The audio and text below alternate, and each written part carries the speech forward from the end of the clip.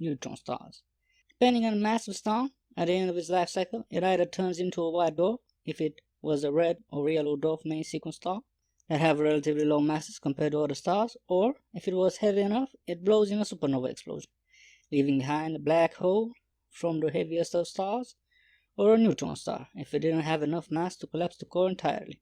Today, we are going to take a look at the most extreme form that visible matter takes in the universe. Today, we are going to take a look at neutron stars. Visible matter in the universe is made out of atoms, which in turn are made up from smaller particles that give them their properties. More specifically, an atom is made up from two parts: a nucleus that holds a positive charge, being made from protons that carry said positive charge, and neutrons that have a neutral charge. And surrounding the nucleus are electrons, which hold a negative charge. Now these particles are made up of even smaller particles, but for the purpose of this video, you only need to know about the protons, neutrons, and electrons. A neutron star is formed when a star with a mass between 10 to 29 solar masses dies. In the final moments, heavier elements in the core begin to fuse iron. And because iron, unlike other elements, has no energy to give out, the fusion is no longer generating any outward pressure, causing the star to suddenly collapse under its own weight, with the outer layers of the star collapsing almost instantly, with a speed of 25% that of the speed of light. And because there is no longer anything that could counter them, when they reach the iron core, they rebound in a giant supernova explosion. At this moment, if what remains of the star exceeds 4 to 5 solar masses, the core further collapses into a black hole. But if the remaining core doesn't exceed this mass, then the collapsing matter will eventually be countered by the outward force of the remaining atoms, stabilizing what remains of the star in a spherical object with a 25-kilometer diameter. To give you a comparison, Mars' largest moon has 22 kilometers in diameter and looks like a dot in the sky. In this small space, density and pressure become so high that the protons and electrons of the remaining matter are crushed into one another, becoming neutrons. More precisely, long chains of neutron-rich material. So basically, a neutron star is one big giant atomic nucleus. Throw in a couple of trillion electrons around it, and you get a giant atom in the sky. These stars have some of the most extreme properties in the universe. With immense gravity influence and giant magnetic fields, they usually begin their life spinning very fast because of the supernova explosion, rotating at 40,000 times per minute, but the speed deteriorates over time as it gradually loses momentum. Because they are so small, for a long time we couldn't detect them with regular telescopes. But because they have such powerful magnetic fields, we use radio telescopes instead.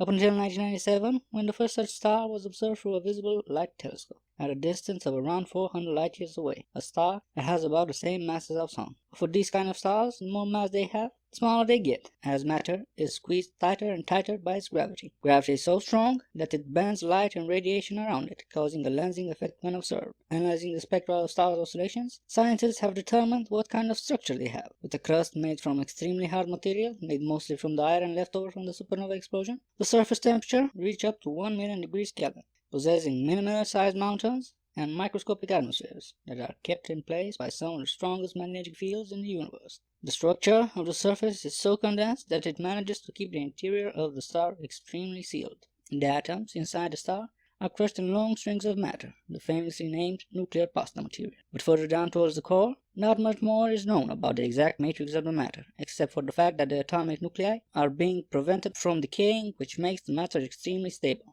In our galaxy alone, there are estimated to be around 100 million of these stars, each with its specific mass, density, and attraction, and most of them being billions of years old.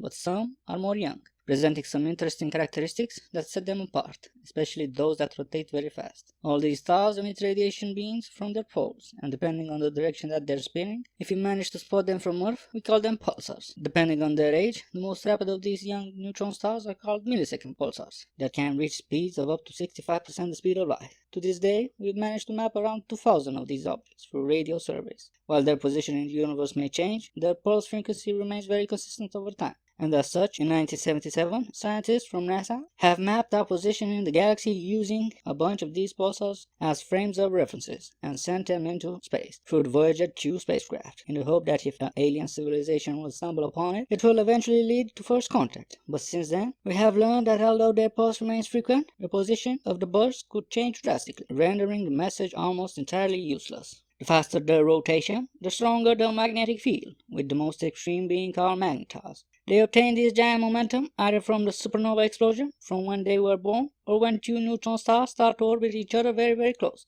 and very, very fast, with their magnetic fields being amplified over 1,000 times, making them experience very strong X-ray bursts. And when a shell of such a star cracks, immense amounts of gamma ray and X-ray radiation are emitted, causing starquakes, which lead to solar storms trillions of times more powerful than those emitted by our sun.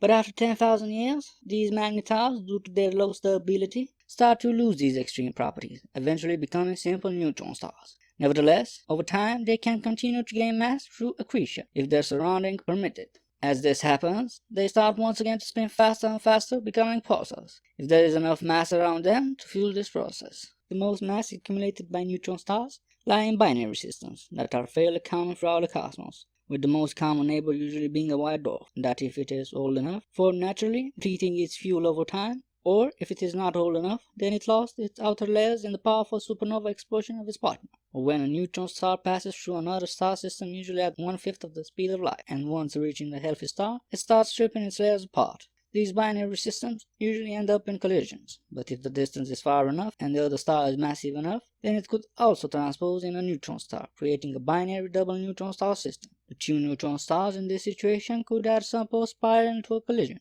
accelerating at a significant percentage of the speed of light as they approach each other, which causes them to lose a lot of energy in the process on a form of gravitational radiation that disturbs spacetime itself, which is called gravitational waves. These waves are usually caused by two accelerated masses and travel with the speed of light in all directions from the point of their inception, and are felt over insane distances. When these neutron stars collide, the tidal forces of the shells release an enormous amount of energy and heavy elements in a kilonova explosion, leaving behind a magnetar if the combined mass is below 4 to 5 solar masses, or a black hole if it is above. Speaking of black holes, neutron stars, and two accelerated masses, what happens when they end up colliding? Well, if the black hole is big enough, then the neutron star just disappears in one big gulp over the black hole's event horizon. But if the black hole is relatively small, then it begins ripping apart the star, with matter being dispersed in every direction, some falling in the black hole, some being ejected over the event horizon in a violent explosion, and some matter will end up orbiting the black hole, in a process that creates a lot of gravitational waves, but is less dramatic than a kilonova explosion. By this point, it's safe to say that objects around neutron stars don't have the most optimal fates. As the properties of these stars are so extreme, so do the objects that orbit them present unusual and extreme properties. The supernova explosion usually ejects all planets from its system. So because of this, there are only 3 types of planets that could end up orbiting such a star. First and foremost, a neutron star could capture a rogue star, and once the planet is locked in its system, the surface will end up getting fried by the immense radiation and magnetic field of the neutron star. The second type of planet that a neutron star can have are planets that form from the rich metal cloud left behind by the supernova explosion, planets with very high metallicities. And the third and most extreme type of planet that a neutron star can possess could be a former star from the system, which because of the radiation has been stripped of its layers to the point where it's solidified. An example of such an object can be found around PSR J79, a white dwarf that orbits a pulsar at under 700,000 kilometers distance, a distance long enough not to be shredded by the immense gravity, but close enough that the radiation crystallized all the carbon in the star, which turned it into a giant diamond planet, 5 times the size of Earth. Basically, a giant diamond in the sky, orbited by a giant atom in the sky. So why are neutron stars important for us? Studying them allows us to understand the most extreme behavior of visible matter in the universe, that push the limits of reality, and because of their extreme properties in a possible future of space exploration, predicting their behavior and mapping them out could be useful in helping us to avoid those extreme radiation and magnetic fields as we travel through space. Thank you for watching. I hope you enjoyed the video, and until next time, take care.